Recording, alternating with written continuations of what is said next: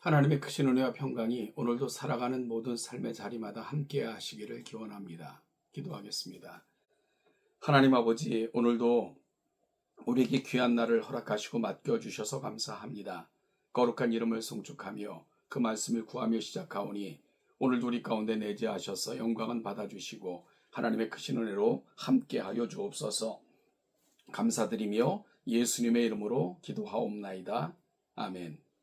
오늘 보실 하나님의 말씀은 사사기 2장 1절로 10절입니다.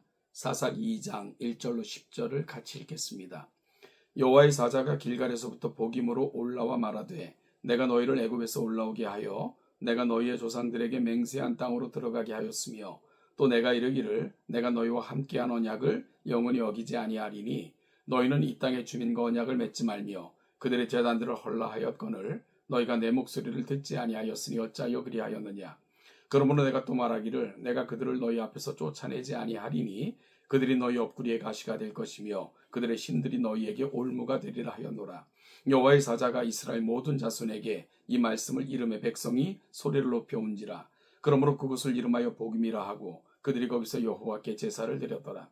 전에 여호수아가 백성을 보내매 이스라엘 자손이 각기 그들의 기업으로 가서 땅을 차지하였고 백성이 여호수아가 사는 날 동안과 여호수아 뒤에 생존한 장로들 그 여호와께서 이스라엘을 위하여 행하신 모든 큰 일을 본 자들이 사는 날 동안에 여호와를 섬겼더라.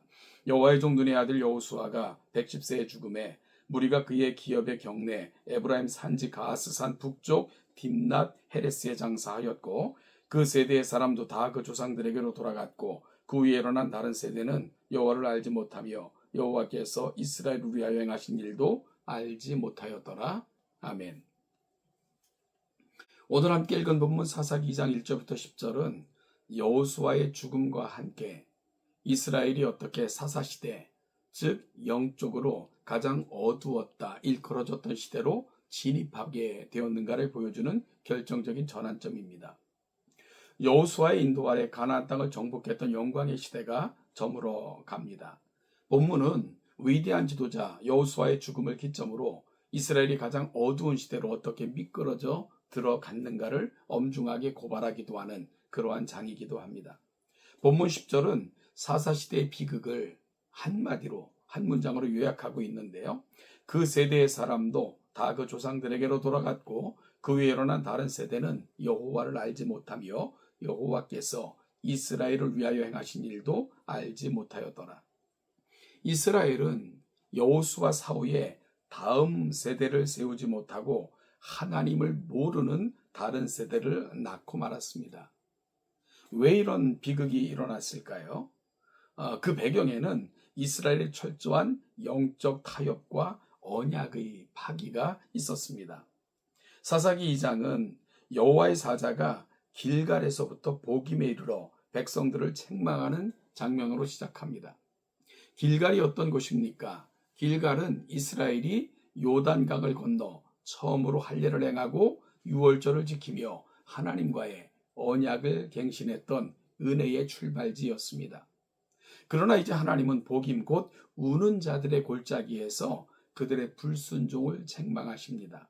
하나님은 가나안 주민과 언약을 맺지 말고 그들의 제단을 헐라고 명령하셨으나 이스라엘은 그렇게 하지 않았습니다.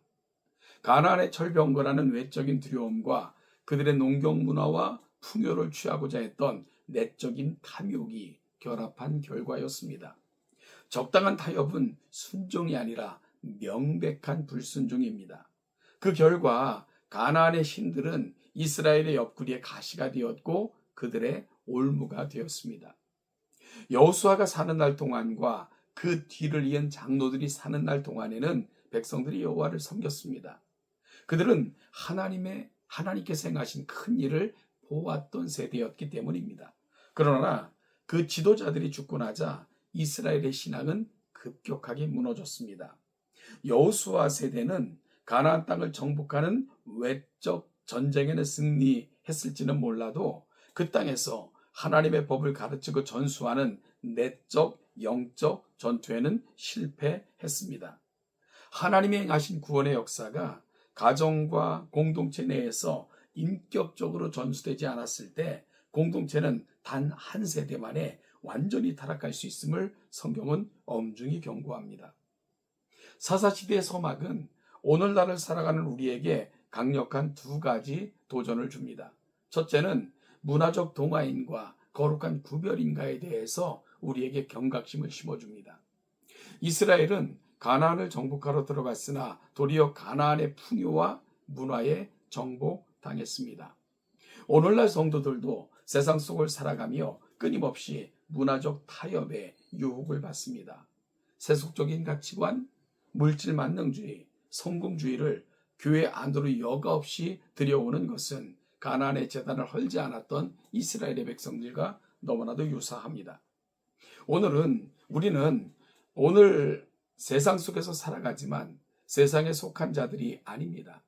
삶의 전 영역에서 하나님의 주권을 인정하며 세상과 구별된 거룩한 삶의 양식을 회복해야 됩니다. 사사기는 오늘 우리에게 이 같은 도전을 안겨줍니다. 두 번째는 우리의 가정이 구원의 은혜를 전하는 지성소가 되어야 된다는 것을 성경은 다시 한번 강력하게 경고합니다. 10절에 여호와를 알지 못하며 라는 말은 지식적 부재를 의미하는 말이 아닙니다. 그것은 하나님을 인격적으로 경험하지 못했고 그분과의 언약적 관계가 끊어졌음을 뜻합니다. 부모 세대가 경험한 은혜의 체험이 자녀 세대의 인격적 신앙으로 이어지지 않는다면 우리 자녀들도 언제든 다른 세대가 될 수 있습니다. 여호와를 알지 못하는 다른 세대 말입니다. 자녀들에게 세상의 성공 기법을 전수하기보다는 하나님께서 우리 삶에 행하신 구체적인 구원의 역사를 전해 주어야 됩니다. 예배의 감격과 말씀의 통치를 가정과 교회에서 삶으로 보여주는 신앙의 전수자, 가정에서부터 영적인 지성소는 시작이 되어져야 됩니다. 이스라엘 백성들은 여호와의 사자의 책망을 듣고 소리를 높여 울며 제사를 드렸지만 안타깝게도 그들의 눈물은 일시적인 후회에 그쳤을 뿐 진정한 회개, 즉 삶을 돌이키는 여호와께로 돌아가자는 강력한 다짐으로까지 연결되지는 못했습니다. 그 뒤로 이어진 사사시대 역사가 이를 증명합니다. 우리는 감정적인 눈물을 넘어 우리의 무너진 영적 재단을 수축하고 하나님의 말씀 앞에 온전히 순종하는 자리로 나아가야 합니다. 우리의 영원한 대제사장이시며 참된 구원자이신 예수 그리스도의 십자가 앞으로 나아가 우리가 날마다 하나님의 거룩한 은혜를 구하며 나를 살피고 하나님의 말씀에 귀를 기울일 때 우리에게는 영적인 암흑시대가 임하지 않을 것입니다.